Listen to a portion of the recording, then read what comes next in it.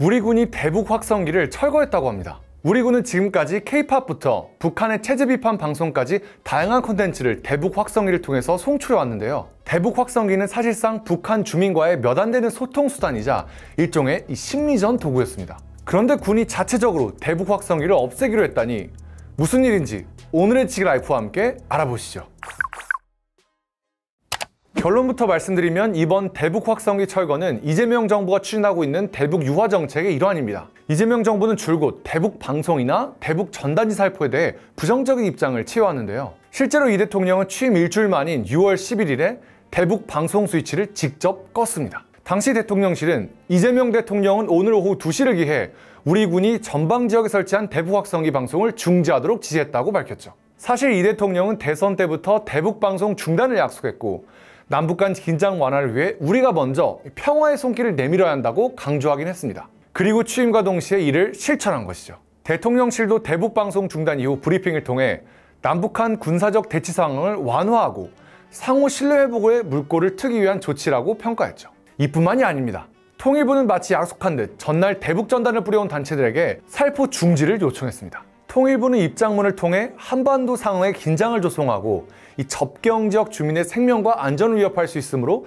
대북 전단 살포 중지를 강력하게 요청했다고 하죠. 이 또한 이 대통령이 직접 지시한 것이라고 합니다. 그동안 진보 세력에서는 대북 방송과 전단지가 북한과의 긴장만 부추기는 일종의 갈등의 불씨라고 폄하해온 만큼 이재명 대통령 집권 후에 가장 먼저 이 두 가지를 없앤 겁니다. 북한 입장에선 그동안 이재명 정부가 집권 일주일 만에 주민들의 사상교육을 방해하는 골칫거리들을 없애준 셈이니까 나름 좋아할 법도 하죠. 이 정도만 해도 큰 변화인 것 같은데 이재명 정부는 여기에 그치지 않고 지난 4일 전방에 설치한 대북 확성기를 철거하겠다고 발표했습니다. 국방부는 군의 대비 태세에 영향이 없는 범위 내에서 남북 간 긴장 완화에 도움이 되는 실질적인 조치를 시행하는 것이라며 확성기 철거에 돌입했다고 밝혔죠. 그리고 발표 직후 3일 만에 이 고정식 대북 확성기 20여 개를 철거했다고 합니다. 대북 방송을 중단하는 것을 넘어서 아예 확성기를 뜯어내겠다니 정말 파격적인 제스처라고 할 수 있죠. 대북 전단지도 막고 방송도 중단했는데 확성기까지 없앤다라.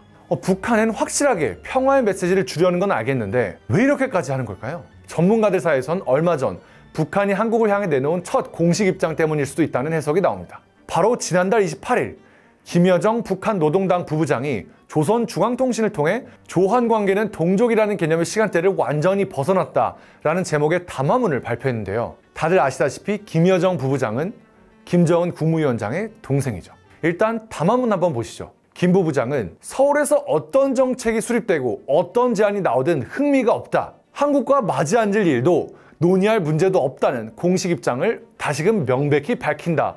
라는 등 아예 남북관계에 선을 그어버리는 말들을 쏟아냈습니다. 이재명 대통령도 콕 집어서 언급했습니다. 김 부부장은 이재명 정부가 우리의 관심을 끌고 국제적 각광을 받아보기 위해 아무리 동족 흉내를 내며 온갖 정의로운 일을 다하는 것처럼 수선을 떨어도 한국에 대한 우리 국가의 대적인식에는 변화가 있을 수 없다. 조한관계의 성격을 근본적으로 바꿔놓는 역사의 시계초침을 되돌릴 수 없다고 했습니다. 우리 정부가 최근 실시한 대북 확성기 방송 중단을 의식한 듯 진작에 하지 말아야 할 일들을 가역적으로 되돌려 세운 데 불과한 것이라고 깎아내리기까지 했습니다. 이 외에도 한미동맹과 합동군사훈련은 침략적 성격이 있다거나 이제 와서 감상적인 말 몇 마디로 뒤집을 수 있다는 건 엄청난 오산이라는 등 공격적인 말들을 했는데요. 물론 북한은 국민들에 대한 사상교육 차원에서라도 한국을 겨냥해 공격적으로 날선 말들을 해오긴 했지만 이재명 정부가 그간 보인 속도감 있는 대북 유화 조치들을 감안하면 마치 화해의 의지가 없는 듯한 태도입니다. 당연히 정부 입장에선 힘이 빠질 수밖에 없습니다. 만약에 앞으로도 유화적인 방식으로 남북관계를 풀어가고자 한다면 훨씬 더 많은 걸 내줘야 할 수밖에 없게 된 것이죠. 안타깝지만 약간의 진퇴양난의 상황처럼 보이긴 합니다. 이재명 정부의 유화적인 대북 정책이 아예 의미가 없다는 건 아닙니다. 보수 정권이든 진보 정권이든 남북관계에 장기적이고 의미 있는 변화를 이끌은 적이 없었던 건 사실이니까요. 개인적으로 북한에게 돈만 보내주지 않는 선에서는 이런저런 방법을 시도해보는 것도 필요하다고 생각합니다. 이소부화에서 북풍과 태양이 이 행인의 외투를 벗기 위해 경쟁하는 일화가 있죠. 이때 강한 바람은 되레 행인이 외투를 꽁꽁 싸매게 만들었고 따뜻한 햇볕은 외투를 벗기는데 성공했죠. 그동안 김대중 정부와 노무현 정부 등 진보 정권들은 이런 식의 햇볕 정책으로 남북 관계를 풀어나가려고 했고, 이재명 대통령이 현재 바통을 이어받았습니다. 아직까지는 휘청거리는 모습이고 북한은 과거보다 더 굳게 마음의 문을 닫은 것 같은데요. 과연 대북 확성기 철거와 대북 전단지 통제로 시작된 이재명표 햇볕 정책은 앞으로 어떻게 이어질까요? 아직은 정권 초기인 만큼 지켜볼 필요가 있어 보이는데 성공할 수 있을지 함께 지켜보시죠.